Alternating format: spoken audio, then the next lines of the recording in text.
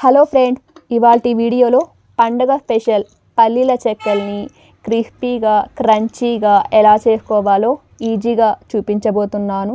మనకి సూపర్ మార్కెట్లో దొరికే రెగ్యులర్గా ఇలా బియ్యం పిండితోనే క్రిస్పీగా గుల్లగా తయారు చేసుకోవచ్చు. మీకు చూస్తుంటేనే అర్థమైపోతూ ఉంటుంది. చాలా బాగుంది. తప్పకుండా ట్రై చేయండి. వీడియోలోకి వెళ్ళే ముందు సబ్స్క్రైబ్ చేసుకొని లైక్ ఇవ్వండి. ముందుగా 1 గ్లాస్ పల్లీలు తీసుకోవాలి. కొన్ని మిక్సీ జార్లో వేసుకొని నైఫ్ పౌడర్లా గ్రైండ్ చేసుకోవాలి. పల్లీలు ఎంత ఎక్కువ వేసుకుంటే చెక్కలు అంత బాగుంటాయన్నమాట. ఇక్కడ చూపిస్తున్న విధంగా ఇలా పౌడర్లా ఉండాలి. ఇది ఒక ప్లేట్లో వేసుకొని పక్కన పెట్టేసుకోవాలి. మిగతా పల్లీలు బరకగా గ్రైండ్ చేసుకోవాలి. ఇక్కడ చూపిస్తున్న విధంగా ఇలా చేసుకుంటే తినేటప్పుడు టేస్ట్, ఆ టెక్స్చర్, ఆ ఫీలింగ్ చాలా బాగుంటుంది. వీటిని పక్కన పెట్టేసుకొని వేరొక మిక్సీ జార్లో కొన్ని పచ్చిమిర్చి వేసుకొని బరకగా గ్రైండ్ చేసుకోవాలి. నేను ఇక్కడ 2 గ్లాసుల రైస్ పౌడర్ తీసుకున్నాను. రైస్ తీసుకొని శుభ్రంగా కడిగి ఎండపెట్టుకొని ఇలా పౌడర్లా పిండి మిల్లులో ఆడించుకోవాలి.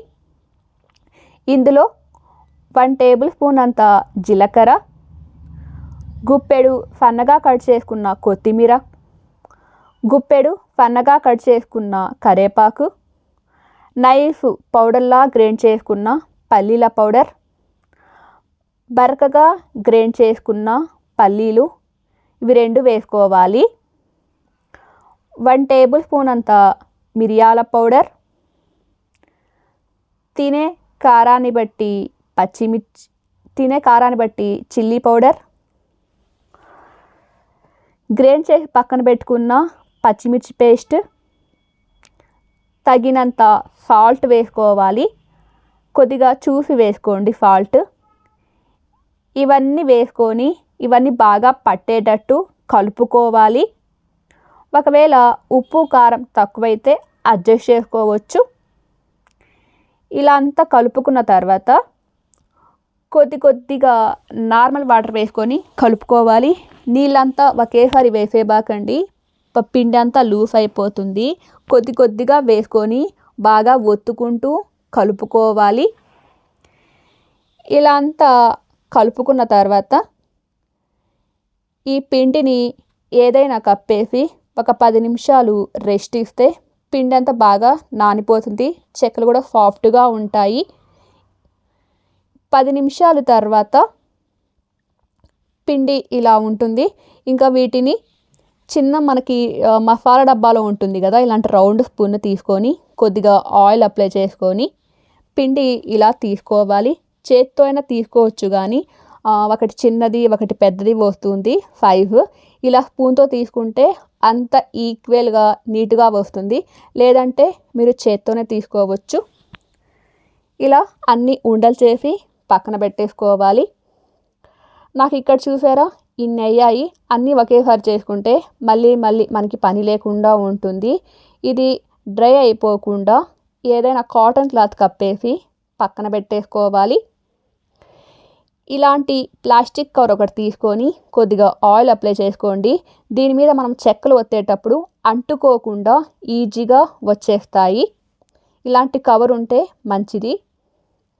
ఇంకా మనకి ఇంట్లో పప్పు డబ్బా అయినా లేదా ఇలాంటి చెంబైనా ఉంటుంది కదా, నాకు చెంబు ఒకటే ఉంది, పప్పు డబ్బా అలాంటిది లేదు. అది తీసుకొని కొద్దిగా ఆయిల్ అప్లై చేసుకోవాలి. అంటుకోకుండా ఈజీగా ఉంటుంది.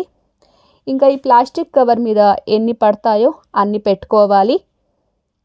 అన్నీ ఇలా నీట్గా సర్దుకున్న తర్వాత చెంబుతో ఇలా ఒత్తుకోవాలి.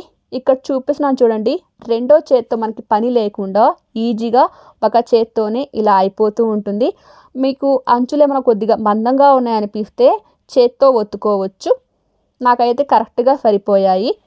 చూసారా, మనకి ఎక్కువ శ్రమ లేకుండా కష్టం లేకుండా ఇలా చేసుకోవచ్చు అన్నమాట. అన్నీ ఇలాగే చేసుకోవాలి. ఇలా చేసుకున్న తర్వాత ఒకటి తీసి చూపిస్తున్నాను చూడండి, ఎంత ఈజీగా వచ్చేసింది, ఎక్కడ విరిగిపోకుండా ఇలా ఉంటుంది. ఇంకా స్టవ్ ఆన్ చేసుకొని కడాయి తగినంత ఆయిల్ వేసుకొని ఎక్కువ హీట్ అవనివ్వద్దు, బాగా ఎక్కువగా వేగిపోతాయి.